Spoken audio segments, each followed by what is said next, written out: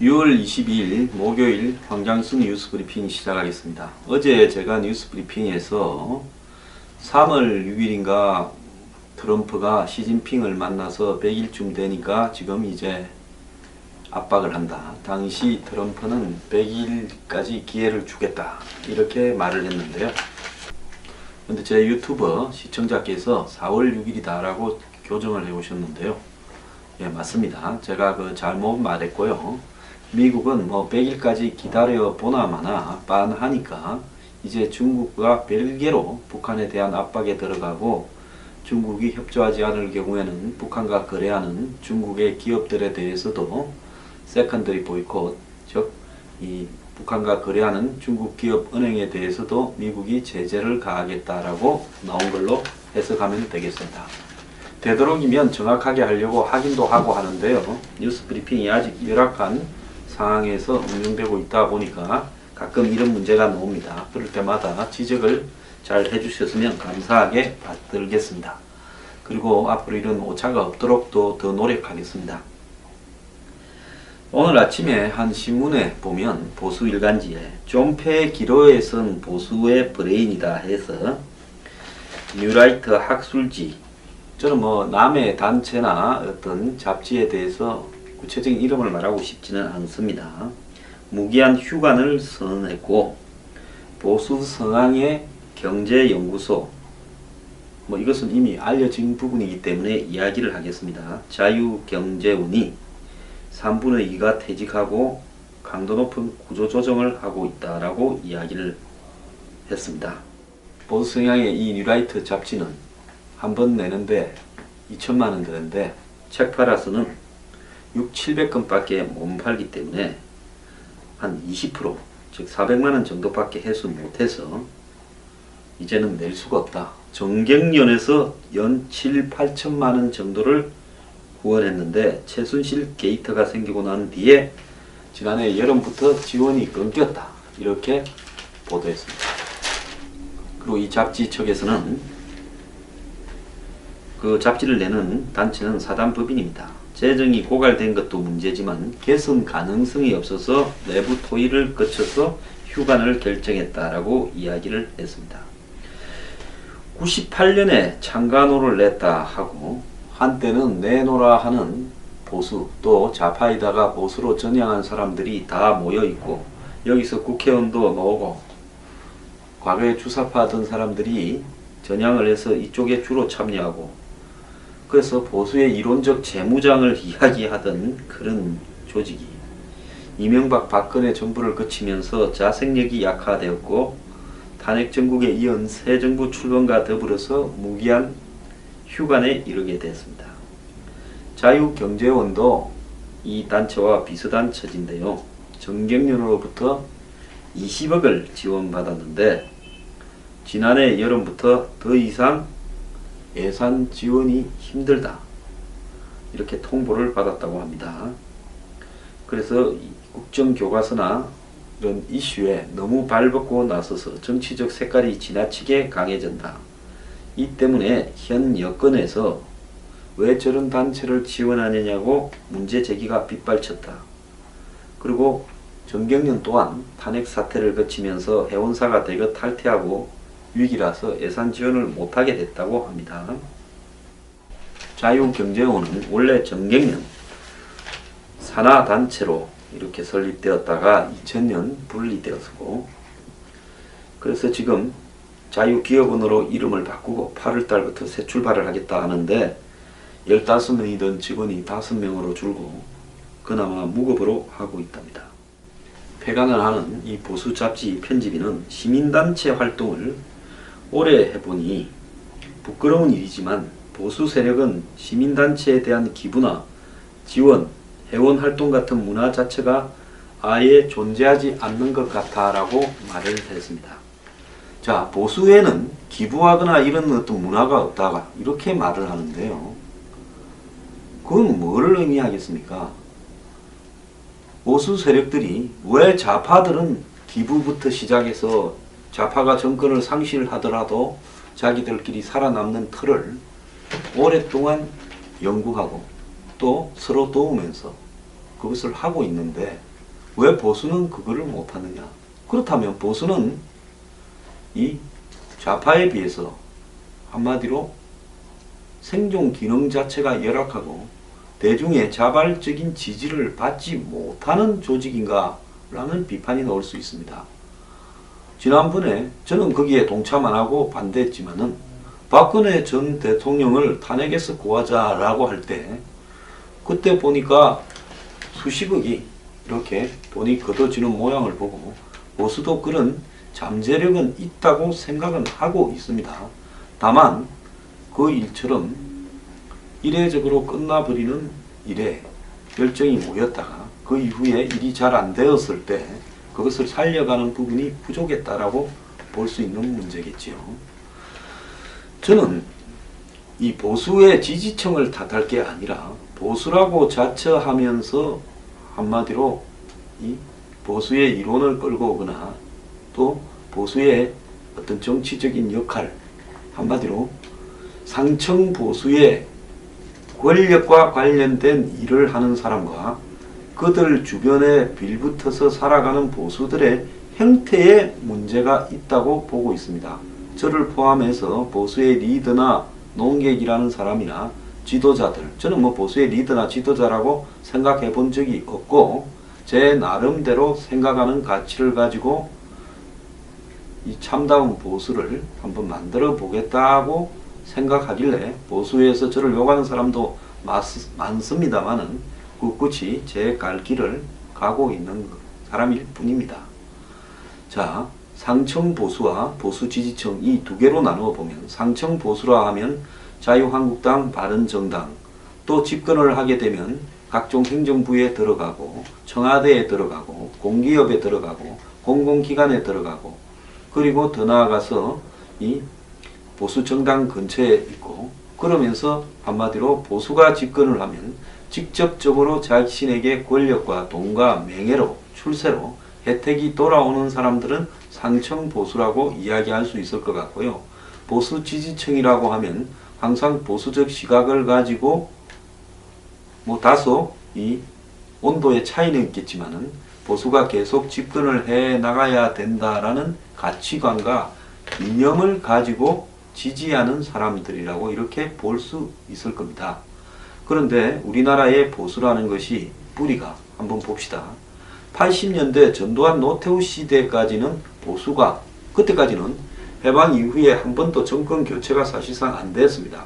60년도에 잠깐 이승만 전 대통령이 하야한 이후에 민주당이 집권한 적이 있지만 순식간에 끝나버렸기 때문에 정권 교체가 제대로 된 부분이라고 볼 수가 없고 또 그때는 내각제였습니다.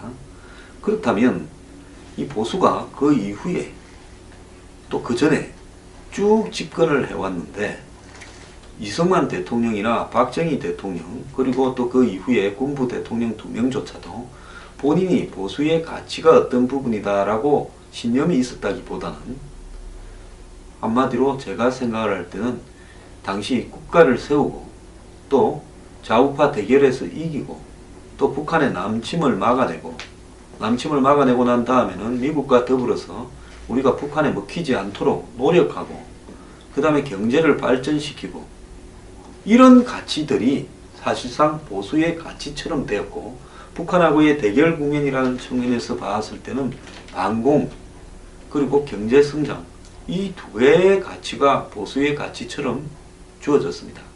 물론 다른 나라들의 보수에도 이런 부분이 있겠습니다만은 그런 나라의 보수는 자기 나라가 과거에 이렇게 왕이 다스리는 또 봉건제 국가였다가 건대 국가가 되고 건대 국가에서 시민들이 시민권을 이렇게 획득해 가고 처음에는 돈 있는 남자, 권력 있는 남자, 나중에는 돈 없는 남자, 나중에는 여자들 일부, 나중에 여자 전부에서 이 보편적인 평등 선거를 쟁취하는 과정 그리고 가난한 사람들에 대해서 구휼, 즉 돕는 부분을 어떻게 할 것인가 라는 부분을 따져오는 과정 그래서 이 참정권과 복지를 이야기를 해오면서 이제 보수나 진보나 이런 가치들이 조금씩 서로 다르게 발전을 했다고 볼 수 있고요. 산업화가 어느 정도 진행된 다음에 있어서는 노동자들이나 이런 산업화에 소외된 농민들을 어떻게 대하는가가 보수냐 진보냐를 가르는 부분에 대한 주요 논거가 되었다고 봅니다.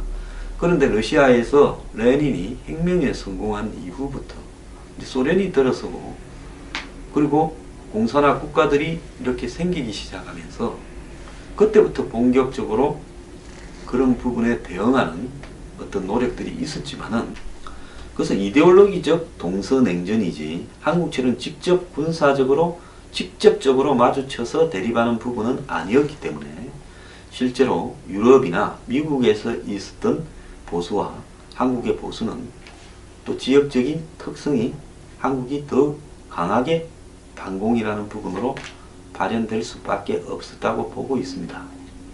그런데 사실상 60년대, 70년대를 거치면서 월남전이나 6.8 학생운동, 히피, 또 더 나아가서 이 각종 노동자의 권익과 복지 이런 주장들이 들어서기 시작하면서 70년대, 80년대를 거치면서 보수가 좀 밀렸고요. 80년대에 전 세계적인 보수의 반격이 레이건이나 대처로 나타났고 그 반격 속에서 한마디로 체제 모순을 가지고 있던 소련이 붕괴돼 버리면서 90년에 그야말로 그 이후에 동구권 전체가 붕괴되면서 역사적으로 좌우의 대결은 민주주의 보수 진영의 승리로 사실상 끝났다 이렇게 해석될 수도 있었습니다. 그렇지만은 그 민주주의 진영 안이 전부 보수가 아니고 그 안에는 보수부터 시작을 해서 사민주의 그 다음에 사회주의 정당이 다 뒤섞여 있었다라고 볼 수도 있는 부분입니다. 어쨌거나 이 레이건과 대처 때 소련의 멸망 이후에 동구권의 몰락 이후에 보수의 항구적인 승리가 예견된 것처럼 보였지만은 이 과정에서 얼마 전에 서간 독일의 당시 총리 헬무트 콜, 기민당의 총리였죠. 이런 보수주의 정치인도 중요한 역할을 했습니다. 이런 사회주의 붕괴 이후에 결국은 계획경제에 비해서 자유시장 경제가 승리한 것이다. 그리고 수정자본주의 케인즈식의 부분에 대해서도 승리한 것이다 라고 상당히 오만해졌지만은 90년대 말에 접어들면서 또 2000년대에 접어들면서 한국은 IMF가 있었고 미국은 금융위기가 있었고 그러면서 유럽에도 재정위기가 곳곳에서 생겨나기 시작했습니다. 그러면서 현재 바뀌고 있는 이 거대한 문명의 전환 때문에 한마디로 이 기존의 보수주의로는 이렇게 살아남을 수가 없다라는 그런 어떤 변화의 물결도 많이 생기기 시작했습니다. 성장이 지속되지 않고 일자리가 생겨나지 않고 그 다음에 부가 자본을 가진 소수에게 집중되는 상황 속에서 마르크스가 했던 이야기가 맞는 것 아니냐 하는 이야기까지도 일각에서는 나오기 시작했습니다. 금융위기 이후에요. 그래서 지금까지의 이런 과정을 거치면서 한국의 보수는 세계사적인 이런 흐름에 대해서 제대로 이해하지 못한 채 80년대 말까지 관변 보수로 있다가 문민화되고 난 이후에 관변 보수가 어용 보수처럼 되어 있다가 그 다음에 김대중 대통령이 집권하고 10년 동안에 한마디로 보수가 이제 제야단체가 되어버리는 일을 경험하면서 그때 오히려 건전하게 보수의 가치를 지키기 위해서 싸우고 자생력을 가지는 노력이 좀 생겼다고 봅니다. 근데 노무현 정권이 스스로 몰락해가자 정권 교체가 확실하니까 좌파에 있던 많은 사람들이 뉴라이트라 하면서 보수에 오게 되고 그들 상당수가 정치지향적인 사람이 많았습니다. 저는 정치지향을 비판하는 게 아닙니다. 다만 그래서 보수의 새 가치를 만든다고 뉴라이트라고 해서 이전에 관변 어용 보수하고는 다른 보수라고 이렇게 비춰졌지만은 결국 지금 와서 보면 이명박 집권을 바치고자 하는 이 과거에 좌파를 하던 사람들이 새롭게 수혈된 형태 정도에 불과하지 그들이 관변보수나 의용보수하고는 뭐가 달랐는지 그들이 이명박 정권 시대에 제대로 된 보수의 가치를 이명박 전 대통령에게 이야기했는지 저는 지극히 의문을 가지고 있습니다. 집권하자마자 말도 안 되는 광우병에 밀려가지고 대통령이 사과할 때 뉴라이트는 무엇을 했습니까? 그러면서 그 뒤에 뉴라이트 하면 친이명박 보수 그리고 이제 전통적으로 내려오던 보수의 일각은 또 박근혜를 지지했고 그래서 박근혜 전 대통령이 당선되니까 그런 보수들이 또 살아났고 뉴라이트 같은 사람들도 다시 또 친박근혜 보수로 전향을 했습니다. 그런데 이 박근혜 시대에 했어야 될 가장 중요한 일은요. 보수의 가치를 재정립하고 이념적으로 보수가 젊은 사람들에게 또 수도권에 있는 사람들에게 또 여성들에게 희망을 줄 수 있는 보수의 가치를 가지고 갔을 때 그들의 삶이 나아질 수 있다라는 뭔가를 보여줘야 되는데 그러하지 못해버렸습니다. 기껏해야 정권의 하청을 받아서 나서는 의용보수나 관변보수의 형태를 다시 반복을 했고요. 제가 가장 기가 찼던 부분은 제가 3인방 찌라시, 정윤의 찌라시가 2014년 11월쯤 터지기 전에 먼저 방송에서 3인방 물러가라. 박근혜 정부에 나중에 큰 문제가 될 거다. 한간의 잡음이 굉장히 심하다라고 이야기를 했고 또 당시에 친박의 핵심을 자처하던 사람들에 대해서 비판을 좀 했습니다. 그리고 찌라시 터져서 비판에 나서니까 거의 대부분의 보수가 저를 생계형 종편 평론가로 비판하면서 욕을 했습니다. 그런데 지금 와서 한번 봅시다. 그때 3인방과 그 배후에 있던 최순실이 정리되고 친박의 핵심이 정리되었더라면 이런 사태까지 왔겠습니까? 그렇다고 그 사람이 없어진다고 박근혜 대통령이 대통령직을 수행하지 못했겠습니까? 그런데 그러한 노력들이 안 됐죠. 대부분의 보수가 박근혜 정부의 뜻에 따라서 국정교과서 가지고 집회하자 하면 거기 나가서 저도 연설했습니다. 춤을 췄습니다. 그런데 그 뒤에 국정교과서가 문재인 정권 들어서 말 한마디로 폐기되는데 누구 하나 제대로 싸우지도 않고 끝나버렸습니다. 자, 그러다가 이제 정권이 바뀌니까 돈줄도 끊어졌습니다.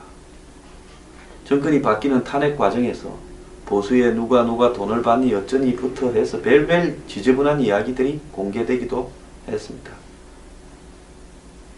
저는요, 보수가 빙하 시대를 맞이한 부분은 어떻게 보면 완전히 멸종될 사람은 멸종이 되고 그래도 자생력을 가지고 새로운 가치를 가지고 살아남는 사람도 생길 거라 이렇게 보고 있습니다. 그렇게 본다면 보수의 이런 빙하시대 특히 노무현 정권보다 좀 더 강화된 어나더 노무현 문재인 정권의 등장은 보수로 하여금 자기 스스로를 돌이켜보고 새로운 생존의 방향을 모색하고 더 나은 가치를 다듬어서 대중과 함께 갈 수 있도록 만드는 하나의 계기가 될 거라고 보고 있습니다.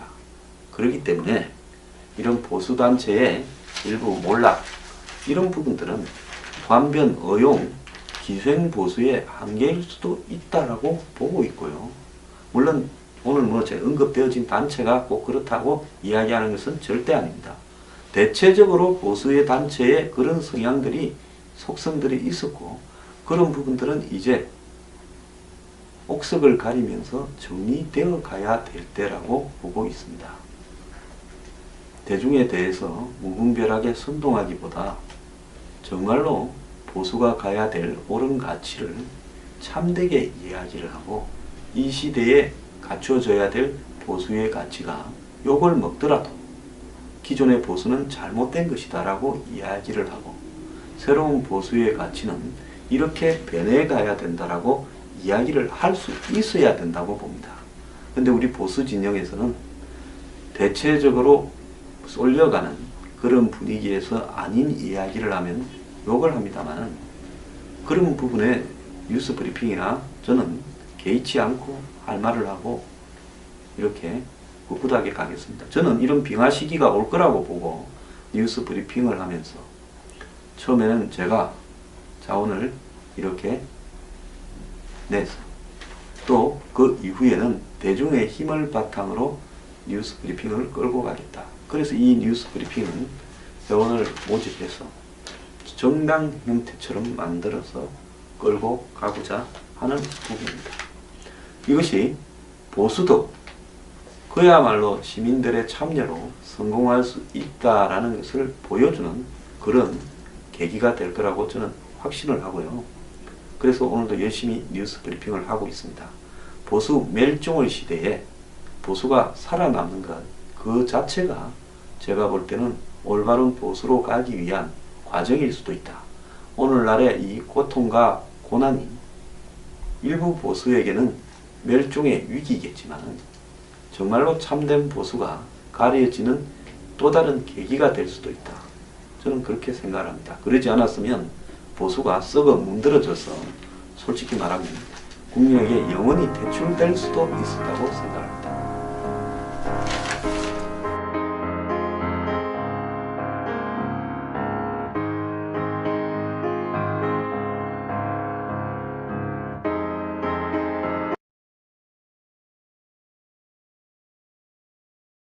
주변에 빌붙어서 살아가는 보수들의 형태에 문제가 있다고 보고 있습니다.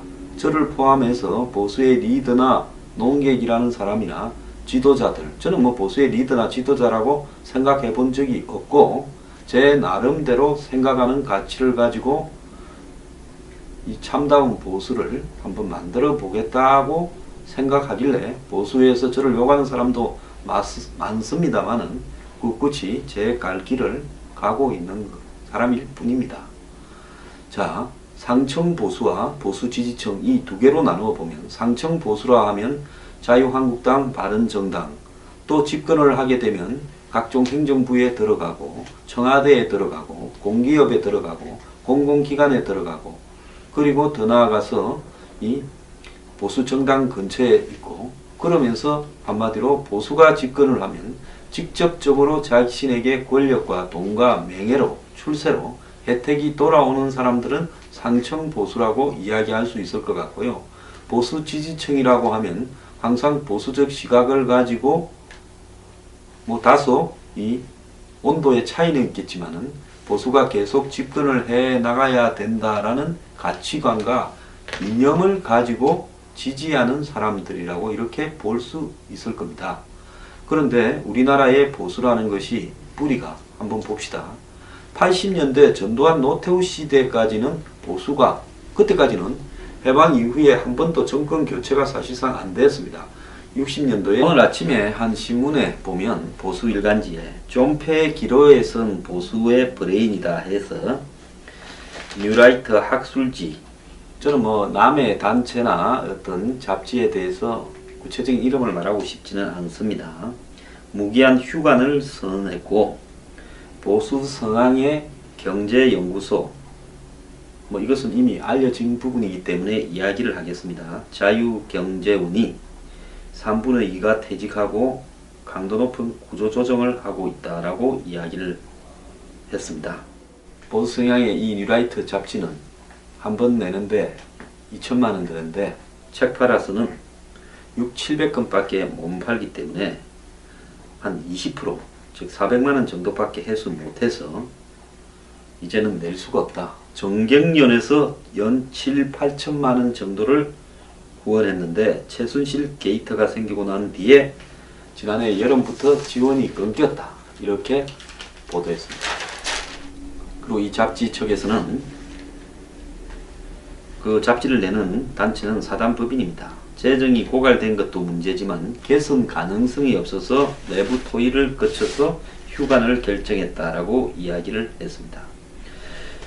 98년에 창간호를 냈다 하고 한때는 내노라 하는 보수 또 좌파이다가 보수로 전향한 사람들이 다 모여있고 여기서 국회의원도 나오고 과거에 주사파던 사람들이 전향을 해서 이쪽에 주로 참여하고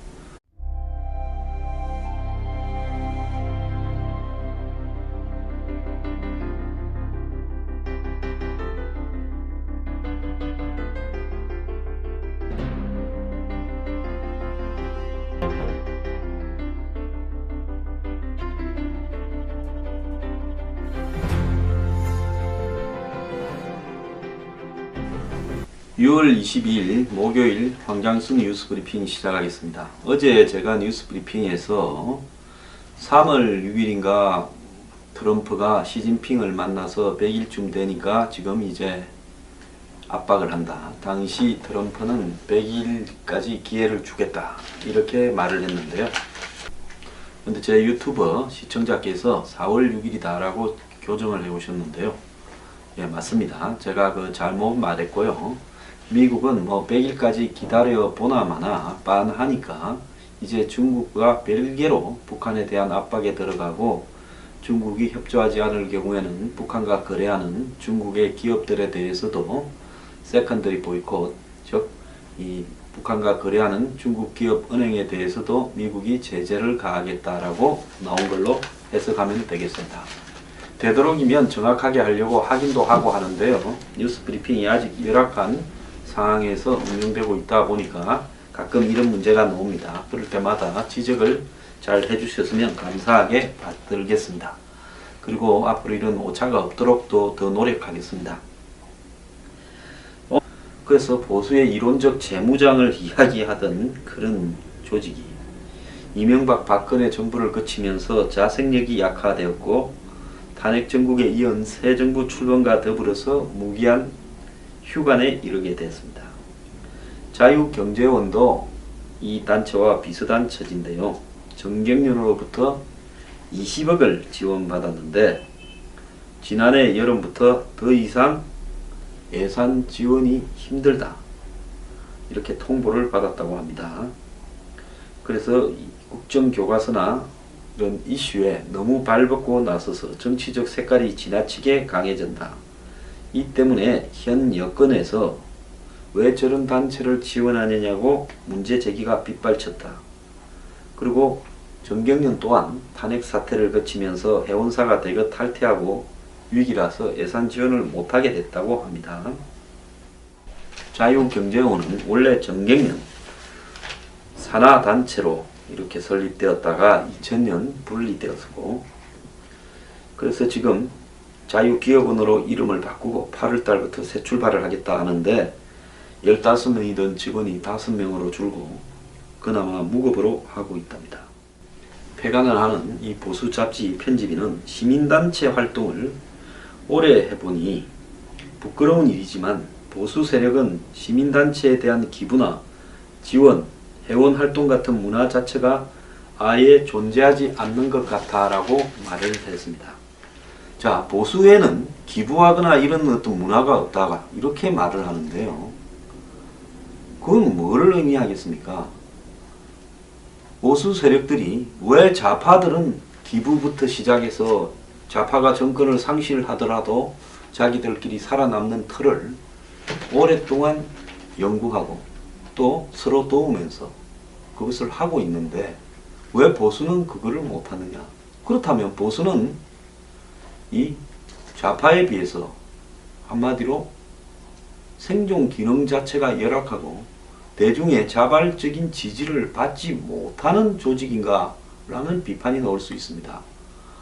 지난번에 저는 거기에 동참 안 하고 반대했지만은 박근혜 전 대통령을 탄핵에서 구하자라고 할 때 그때 보니까 수십억이 이렇게 돈이 걷어지는 모양을 보고 보수도 그런 잠재력은 있다고 생각은 하고 있습니다. 다만 그 일처럼 이례적으로 끝나버리는 일에 열정이 모였다가 그 이후에 일이 잘 안 되었을 때 그것을 살려가는 부분이 부족했다라고 볼 수 있는 문제겠지요.